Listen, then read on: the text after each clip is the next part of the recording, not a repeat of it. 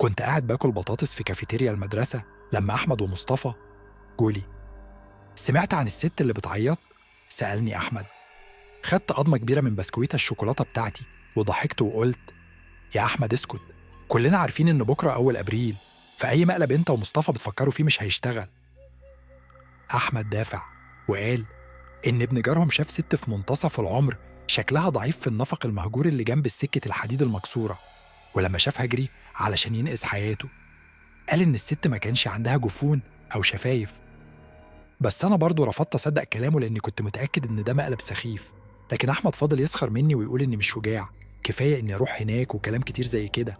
بعد المدرسة وإحنا في طريقنا للبيت، أحمد رجع يتكلم عن الست المرعبة دي. الجدل بيننا استمر، وفجأة أحمد أعلن: أي حد يروح النفق ده دلوقتي ويسجل فيديو هياخد بكرة وجبة فراخ نغتس من كنتاكي مجانا.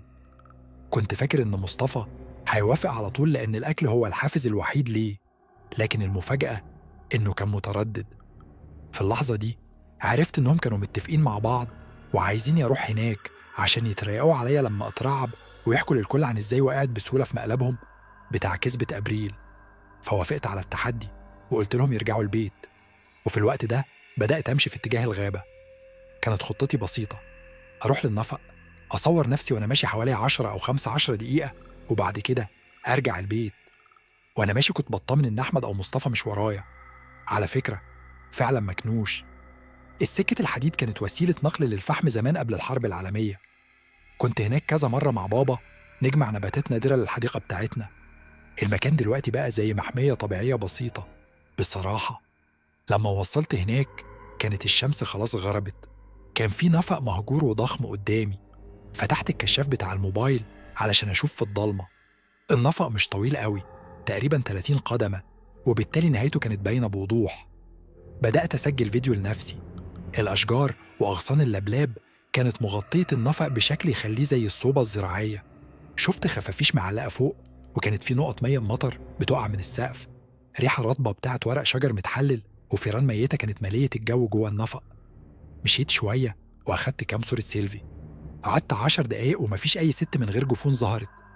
بعت لأحمد رسالة صوتية بقوله إنه يجهز يجيب لي النكتس. كنت خلاص مستعد أرجع البيت، بس فجأة سمعت حاجة بتتحرك في الركن. فكرتها فار، لكن لما قربت لقيت خفاش مقطوع راسه كان بيموت في اللحظات الأخيرة. كان في بركة دم صغيرة تحته. بشع صح؟ قفزت على طول لما سمعت صوت خشن شبه صوت الحصى من ورايا. كان في راجل مشرد في أواخر الأربعينات من عمره، ووشه مشدود في ضحكة وهو بيكرر: بشع صح؟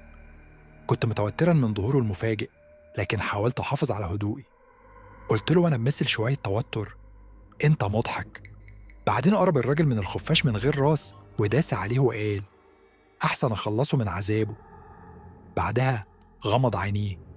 سواء في شبح الست أو لأ، أنا كنت على وشك أعملها على نفسي. دايما بشوف القصص المرعبة دي اللي الناس تجري فيها لما يقابلوا مختل عقلي أو قاتل متسلسل، وفي 99% من الحالات دول بيطاردوا. كنت مرعوب لدرجة إني ما كنتش عارف لو هجري هل ممكن أهرب بالسلام ولا لا. فحاولت أعمل نفسي شجاع وقلت: خلاص شكلي اتأخرت، ماما هتقلق عليا.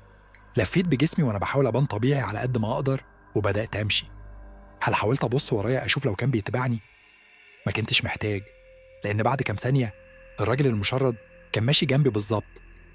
إيه اللي كنت بتعمله هنا؟ سألني. بس بستكشف. إيه اللي ممكن تستكشفه هنا؟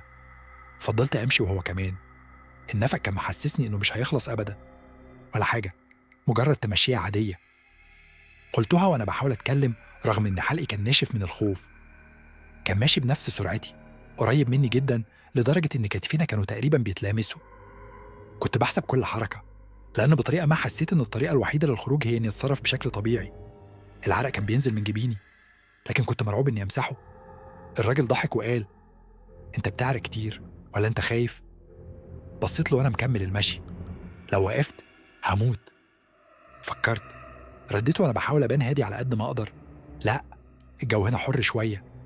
كنا تقريبا وصلنا لنهاية النفق. كنت شايف ضوء الشارع البعيد بينعكس. أملي كان بيزيد إني ممكن أخرج عايش. بس فجأة لما كنا على وشك نخرج من النفق، الراجل وقف قدامي وسد الطريق. قلبي وقف، عيوننا اتقابلت. كنت بعيط لكنه مغمضش عينه ولا مرة. قرب مني، جاب بقه جنب ودني وهمس: ما تبقاش زي الخفاش ده يا صغيري، هشوفك قريب. بعدها حط حاجة طرية في إيدي وما كنتش حتى قادر أرفض. مسكت الحاجة اللي عطاها لي زي العروسة اللي بتتحكم فيها وجريت. وقفت لما وصلت البيت، وقعت على الأرض وأنا منهار بتنفس بصعوبة. إيدي كانت لسه مقفولة على حاجة طرية ومبلولة. فتحتها ببطء وصرخت صرخة مرعبة. كانت رأس الخفاش المقطوعة